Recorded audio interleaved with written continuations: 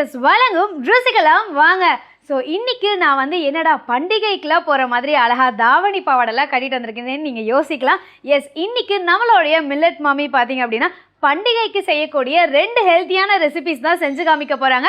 So இதே மாதிரி வரக்கூடிய பண்டிகைகளுக்கு நம்மளும் அந்த ரெசிபிஸை ட்ரை பண்ணுறோம். ஸோ ஹாய் மாமி, எப்படி இருக்கீங்க? நல்லா இருக்கேன், நீ எப்படி இருக்க? ஸோ நான் நல்லா இருக்கேன்.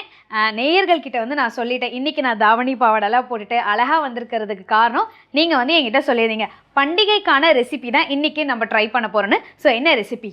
இன்னைக்கு சோள மாவு வச்சு இடியாப்பம். ஓகே. அதுக்கப்புறம் நீ ரொம்ப ஆசைப்பட்டு கேட்டுகிட்டே இருக்கல, நிறைய பண்டிகைலாம் வருது, அதுக்கோசரம் சோள மாவில் முறுக்கு. சோள மாவில் முறுக்கு? ஆமாம். ஸோ அது எண்ணெயில் பிழிய போகிறோம். ஆனால் நம்ம எண்ணெய்லாம் சாப்பிடக்கூடாதே.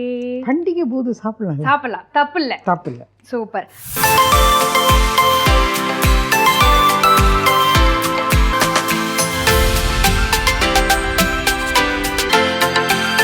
ஓகே மாமி, ஃபர்ஸ்ட் என்ன பண்ண போகிறோம்? ஃபஸ்ட்டு நம்ம சோள இடியாப்பம் பண்ணலாம். சோள மாவுக்கு இடியாப்பம் பண்ணலாம். இது பாரு, அந்த மாவு இருக்குல்ல, அதை எடுத்துக்காட்டு. ஸோ முதல்ல சோள மாவில் இடியாப்பம் பண்ண பார்த்துடலாம். இது வந்து நான் ரெடிமேடாக வாங்கியிருக்கேன். வெள்ளை சோள மாவு நான் இன்னைக்கு வாங்கியிருக்கேன். நான் இது 1 கப் எடுத்திருக்கேன். சரியா? அதே ஈக்குவல் அமௌண்ட் அங்கே தண்ணி வச்சுருக்கேன் பாரு. அதே ஈக்குவல் அமௌண்ட்டு இங்கே தண்ணி ஊற்றுறோம். நம்ம அது ஊற்றிட்டு நல்லா கொதிக்க வச்சு, இதில் மோஸ்ட் இம்பார்ட்டண்ட்டாக நம்ம பார்க்க வேண்டியது என்னன்னு சொன்னால் தேங்காய் எண்ணெய். இது கொதிக்கும் போது தேங்காய் எண்ணெய் போடணும். பர்டிகுலர் என்னென்னா அந்த ஃப்ளேவர் வந்து அந்த இடியாப்பத்தில் அவ்வளோ என்ஹான்ஸ் ஆகும். கேட்கும் போதே நம்மளுக்கு அப்படியே ஒரு எந்துவா இருக்கு. அதுக்கோசரம் வேறு எந்த எண்ணெயும் போடாதீங்க, நல்ல எண்ணெய் அதெல்லாம் போடவே போடாதீங்க. அது கொதிக்கும் பொழுது கொஞ்சம் தேங்காய் எண்ணெய் போட்டுட்டு இந்த மாவை போட்டுட்டு கிண்டிட்டு ஒரு 5 மினிட்ஸ் மூடி வச்சுட்டு அதுக்கப்புறம் இடியாப்பம் அச்சில் எடுத்து நம்ம பிழிஞ்சிட்டோம்னா எவ்வளோ டைம் ஆச்சு? நான் சொல்கிறதே உனக்கு புரியல, எவ்வளோ டைம் ஆகுது? நீ ரொம்ப குயிக், ஒரு 15-20 நிமிஷம். காலையில் ஸ்பெஷலி இந்த பண்டிகை காலங்களில் நம்ம இட்லிக்கு அரைக்கலை, மாவு அரைக்கலை, அதெல்லாம் ஒன்றும் கவலையே விட 5 நிமிஷத்தில் இடியாப்பம் ரொம்ப ஹெல்த்தியாக சாப்பிட்றலாம் நம்ம. ஆனால் அதே மாதிரி திருப்பியும் சொல்கிறேன், இது வந்து நான் சோளத்தில் பண்ணுறேன், வெள்ளை சோள மாவில். நீங்கள் வந்து இதே கம்பு மாவில், திணை மாவில், ராகி மாவில் இதே மெஷர்மெண்ட்டு தான், ஒரு மாற்றமும் கிடையாது. எல்லா சிறுதானியத்திலும் இதே அமௌண்ட்டில் நீங்கள் தாராளமாக பண்ணலாம். In fact super super. நீங்கள் ட்ரை பண்ணிவிட்டு எங்களுக்கு சொல்லுங்கள். இன்ஃபேக்ட் என்ன நெக்ஸ்ட் பண்ண போகிறோம்? தண்ணி கொதிக்க வச்சுட்ருக்கோம். கொதிக்க வைக்கிறச்சு தேங்காய் எண்ணெய் போடணும். இதுக்கு 1 ஸ்பூன் தேங்காய் எண்ணெய் போதும், ஜாஸ்தி வேண்டாம்.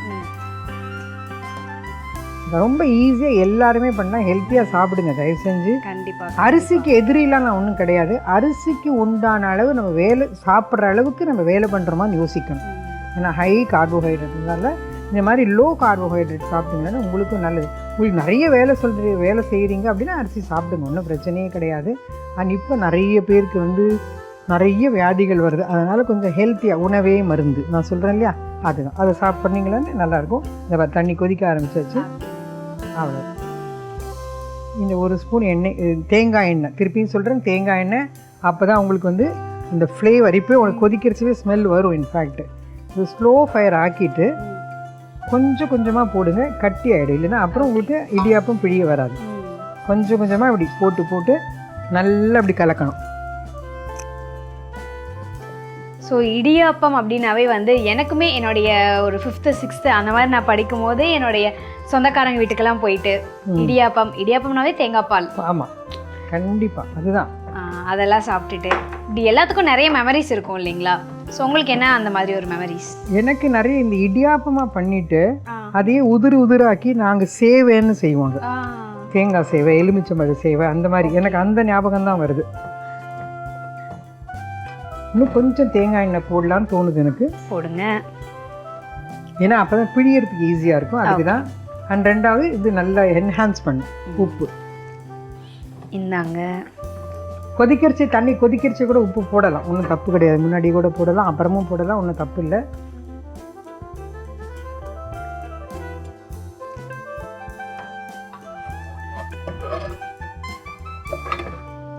நல்ல மாதிரி இப்படி பந்து மாதிரி பிறண்டு வர பாருங்க. அப்போதான் நமக்கு வந்து அது நல்லா பிழிச்சு வரும். அவ்வளோதான், சுவிட்ச் ஆஃப் பண்ணிடலாம். பண்ணிட்டு இதை பாருங்க, இப்படி வந்திருக்கு பாருங்க, அந்த மாதிரி வந்திருக்கு இல்லையா?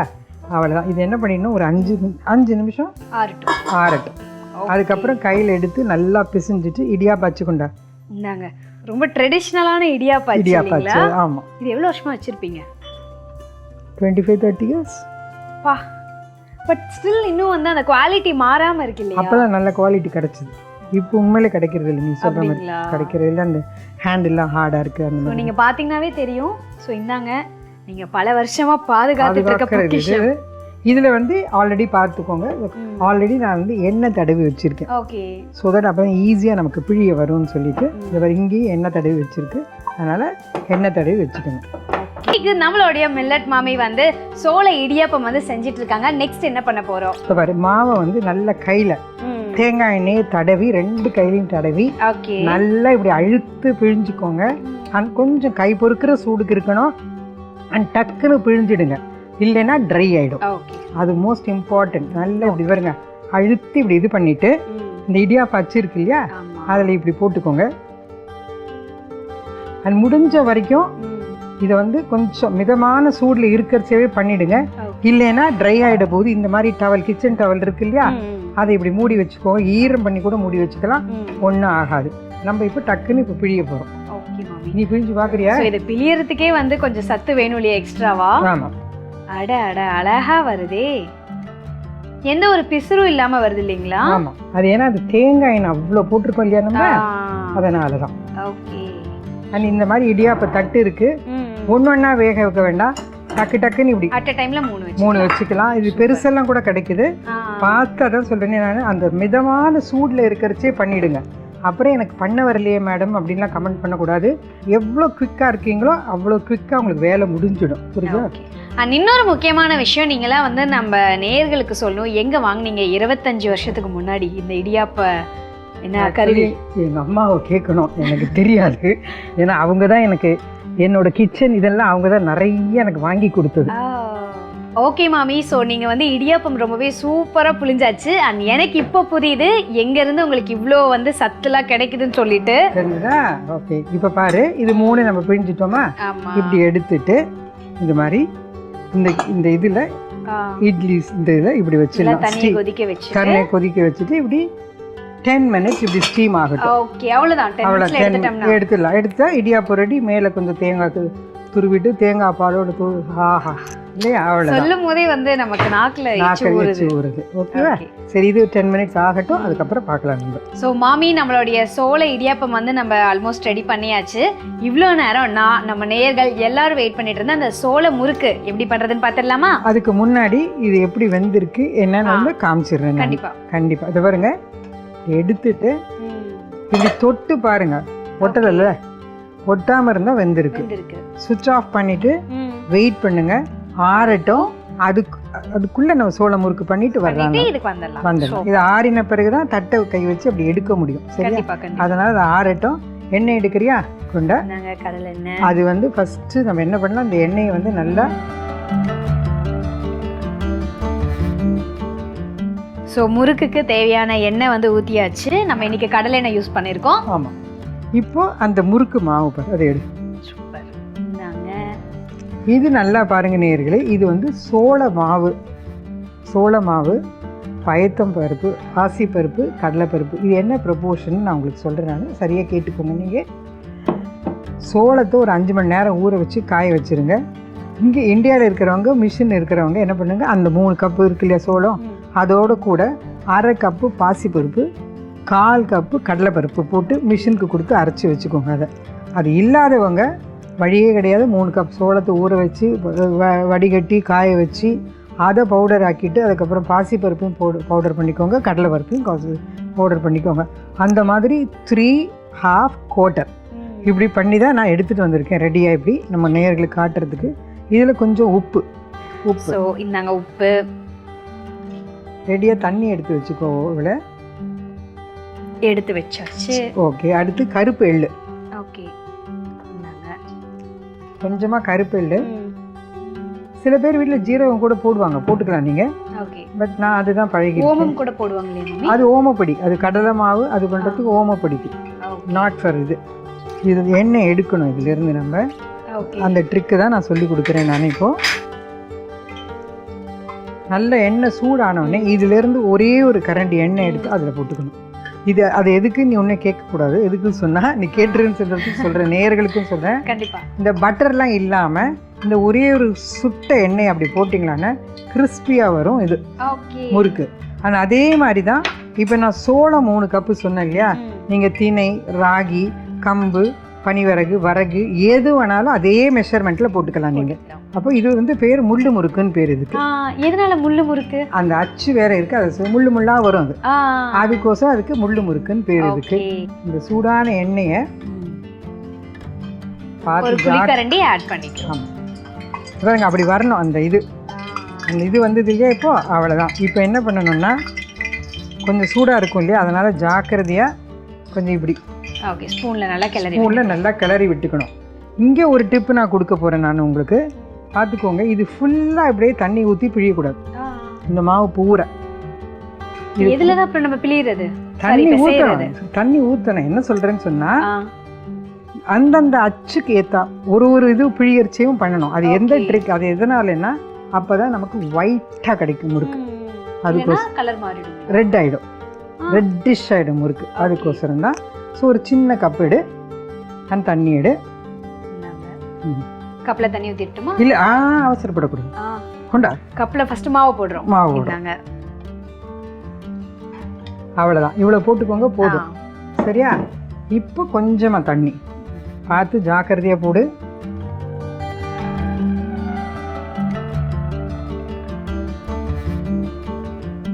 இதெல்லாம் பொறுமையாக செய்ய வேண்டிய வேலை, அவசரப்பட்டு செய்யாதீங்க. இப்படி கொஞ்சம் கொஞ்சமாக தான். கண்டிப்பாக இந்த ட்ரிக்கை யூஸ் பண்ணி பாருங்கள்.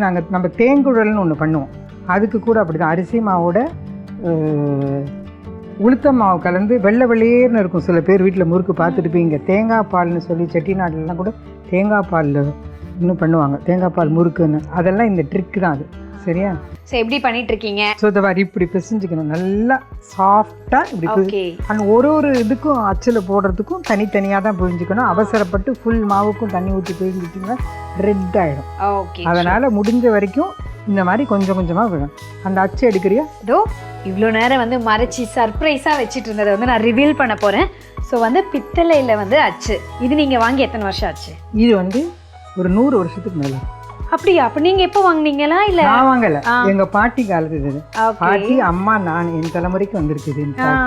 அந்த கடையிலேயே போய் கேட்டு திருப்பி இது பண்ணி கொடுக்க முடியுமான்னு முடியவே முடியாதுன்னு சொல்லிட்டாங்க. அந்த மாதிரி ஒர்க்மேன் இப்ப கிடையாது அப்படின்னு சொல்லி. இது பார்க்க குட்டியா இருக்க மாதிரி இருக்கு, ஆனா இது எவ்வளவு வெயிட்டா இருக்குன்னு ஹேண்டில் பண்றேன் எனக்கு தான் தெரியும். மெயினா என்ன தெரியுமா, நமக்கு அது வந்து அந்த பிடி வந்து ரொம்ப அழகா கொடுத்துருக்க. நம்ம பிழியும் போது இது அதுக்குதான் இல்லைங்களா? அப்படி அழகா இருக்கு. சேர்ந்தாங்க மாமி. இதுக்கும் அப்படிதான். இங்கே எண்ணெய் தடவணும், இங்கே உள்ளேக்கு இப்படி. அண்ட் இந்த அச்சு போட்டிருக்கேன் பாருங்க. நான் பாருங்க, இது கொஞ்சமாக தான் பிடிக்கும், அதனால கொஞ்சமாக. எனக்கு வந்து ஆஷிகா நல்ல எக்ஸ்பீரியன்ஸ். நான் பாரு இப்போ ஸ்ட்ரெயிட்டாக இங்கேயே பிடிஞ்சிடுவேன். எக்ஸ்பீரியன்ஸ் இல்லாதவங்க அவசரப்பட்டுறாதீங்க. ஒரு அலுமினியம் ஃபாயில்லையோ இல்லை இந்த நம்ம இந்த கரண்டி இருக்கு, ஜல்லிக்கரண்டி பேக்கில், அந்த மாதிரி பிழிஞ்சிட்டு அப்படியே எடுத்து எண்ணெயில் விடுங்க. ஸோ இந்த மாதிரி போட்டுட்டு ஆமாம், அது எடுத்தாலும் இங்கே இல்லைன்னா எக்ஸ்பீரியன்ஸ் இல்லாதவங்க தயவு செஞ்சு இப்படி ட்ரை பண்ணாதீங்க. இன்னைக்கு வந்து நம்ம எபிசோட்ல அப்படியே கம கம கமன்னு சோள முறுக்கு வந்து நம்ம சாப்பிட போறோம். சூப்பர் மாமி. பார்த்து என்ன வெள்ளையா கலர் இருக்கு பார்த்தியா? அதுக்கு தான் நான் சொல்றது ஒன்னொன்னுக்கு அப்படி பிழிங்கன்னு சொல்லி. ஸோ பார்க்குறதுக்கு வந்து சாதா முறுக்கு மாதிரி இருக்குன்னு நினைக்கலாம், ஆனால் இது நம்ம மில்லட் மாமி செஞ்ச ஒரு ஹெல்த்தியான முறுக்கு, சோள முறுக்கு. சரியா? சூப்பர் சூப்பர் மாமி. ஸோ இந்த மாதிரி ரெசிபிஸ்லாம் பார்க்கும்போது உண்மையிலே எனக்கே ஆச்சரியமாக இருக்குது. ஸோ நேயர்கள் எப்படி ஆச்சரியப்பட போகிறாங்கன்னு தெரில. ஹெல்த்தியான விஷயத்தில் ஸ்நாக் ஐட்டம்லாம் செய்யலாம், வெளியே வாங்காமல் முடிஞ்சளவு வீட்டில் ட்ரை பண்ணுங்க. ஸோ இது நார்மலாக நம்ம எப்படி முறுக்கு சுடுவோமோ அதே மாதிரி தான், ஒன்றும் கிடையாது. இதை எடுத்து ஒரு டிஷ்யூ பேப்பரில் அப்படியே வச்சிடலாம் நம்ம, அவ்வளோதான். சரியா? டிஷ்யூ எடுத்துடலாங்களா? ஆமாம். அவங்களுடைய அழகான முறுக்கெல்லாம் வந்து சர்வ் பண்ணிடுங்க. ஆமாம், அது வர இது இப்படி எடுத்துட்டு வர எவ்வளோ வெள்ளையா இருக்கு. நான் அந்த சொல்லி கொடுத்த ட்ரிக், மொத்த மாவையும் தண்ணி போட்டு பிசிஞ்சிடாதீங்க. அவசரப்பட்டீங்களன்னா அது ரெட் டிஷ் ஆகிடும். ஓகே, அதனால தான் இப்படி இருந்ததுன்னா பார்க்கறதுக்கே சர்வ் பண்ணுறதுக்கே ரொம்ப ஆசையாக இருக்கும் நமக்கே. இன்ஃபேக்ட் உங்களுக்கே அவ்வளோ ஆசையாக இருந்தால் சாப்பிட்ற எங்களுக்கு எவ்வளோ ஆசையாக இருக்கும்னு யோசிச்சு பார்க்கணும். நேயர்களுக்கு என்ன சொல்கிறேன்னா, முதல் வாட்டி சரியாக வரலைன்னா பயப்படாதீங்க. அது ஏதோ ஒரு சின்ன ஃபால்ட் இருந்திருக்கலாம். கண்டிப்பா கண்டிப்பாக பழக பழக எல்லாமே வரும், எல்லாமே நமக்கு. அதனால் பயப்படாமல் பண்ணுங்க. நீங்கள் அடுத்த செட்டும் எடுத்துகிட்டு பாரு. அவ்வளோ முடிஞ்சது. சரி, இது முடிச்சிட்டோமா? அடுத்து இது மறந்துடக்கூடாது நம்ம. ஆமாம் முறுக்கில் வந்து நம்ம இடியாப்பத்தை மறந்துடக்கூடாது. இடியாப்பம் மாறியாச்சு, இடியாப்பம் ஆறிடுச்சு. இது என்ன தெரியுமா, இந்த பிளேட்லேயே கூட மேலே கொஞ்சம் தேங்காய், அந்த தேங்காய் துருவில் இருக்கு பாரு.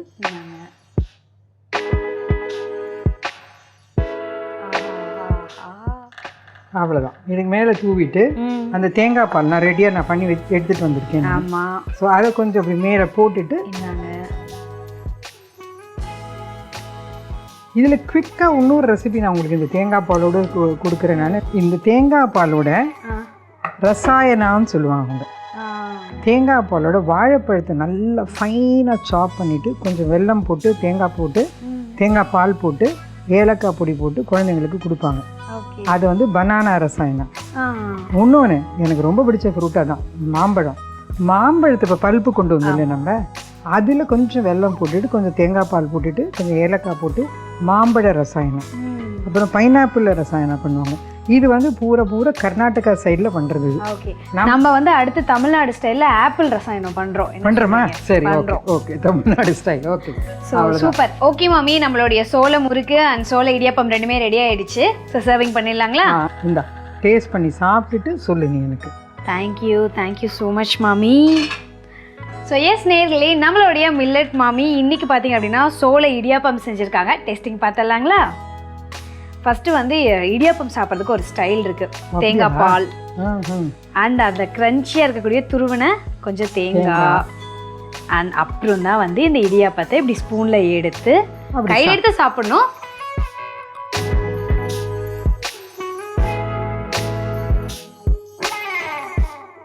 நான் ரெகுலர் இடியாப்பம் சாப்பிட்ற மாதிரியே தான் இருக்கு. அவ்வளோதான். அதான் சொன்னேன், இதுக்கு வந்து அந்த நான் சொன்ன ரசாயனமும் ட்ரை பண்ணி பாரு நீ. மாமி, நீங்க செஞ்ச இந்த இடியாப்பமே வேற லெவல்ல இருக்கு. முறுக்கு எந்த லெவல்ல இருக்க போதும் தான் நான் யோசிச்சுட்டு இருக்கேன். ஸோ நேர்லயே மறக்காம இடியாப்பம் ட்ரை பண்ணுங்க. எனக்கு உண்மையிலேயே நான் ஒரு பண்டிகை ஃபீலிங்ல இருக்கேன். ஸோ முறுக்கு டேஸ்ட் பண்ணிடலாங்களா? ஆமாம், டெஃபினட்டா. So yes, thank you so much. நேர்களே, நீங்கள் நான் அண்ட் மாமி எல்லாருமே வெயிட் பண்ணிட்டு இருந்தேன். எல்லாருக்கும் ஃபேவரட்டான இந்த சோள முறுக்கு தான் வந்து டேஸ்டிங் பார்க்க போகிறோம். கடிக்கிறச்சு கரன்னு வருது, சவுண்ட் வருதா? சவுண்டை வச்சே உங்களுக்கு தெரியும் எந்த அளவுக்கு இந்த சோள முறுக்கு வந்து கிரன்ச்சியாக இருக்குன்னு சொல்லிட்டு. மாமி, அடிப்பொலி தான். இது ட்ரை பண்ணணும் எல்லாருமே. நேர்கள் நீங்கள் எல்லாருமே பண்டிகை காலத்தில் வீட்டில் இந்த மாதிரி செய்யுங்க. அண்ட் மாமி, once again thank you so much. உண்மையிலேயே நான் வந்து ரொம்ப நாள் கழித்து எனக்கு ஒரு திருவிழா பண்டிகைக்கெலாம் சொந்தக்காரங்க வீட்டுக்கு போவோம் இல்லையா, ஸோ அந்த ஒரு ஃபீலிங் தான் வந்து நீங்கள் கொடுத்துருக்கீங்க. அண்ட் நேர்களும் கண்டிப்பாக அந்த ஃபீலிங்கோடு தான் இருப்பீங்க நான் நம்புகிறேன். ஸோ அதுக்கு ஒரு பெரிய தேங்க்ஸ் உங்களுக்கு. Thank you so much. ஓகே நேயர்களே, இதே மாதிரி யூனிக்கான டிஷ்ஷஸ் அண்ட் அதே சமயம் சத்தான டிஷ்ஷஸ்லாம் நீங்கள் பார்க்கணும்னு நினச்சிங்கன்னா நீங்கள் பார்க்க வேண்டிய ஒரே ஷோ நம்ம ஷோ தான். நீங்கள் இவ்வளோ நேரம் பார்த்துட்டு இருந்தது டைமண்ட் ஹோம் அப்ளையன்சஸ் வழங்கும் ருசிக்கலாம் வாங்க. ஸோ இதே மாதிரி இன்னும் அழகழகான ரெசிபீஸில் நான் உங்களை மீட் பண்ண வரேன். Until this is bye bye from Ashika and உங்கள் ஃபேவரட் மில்லட் மாமி. நன்றி, வணக்கம்.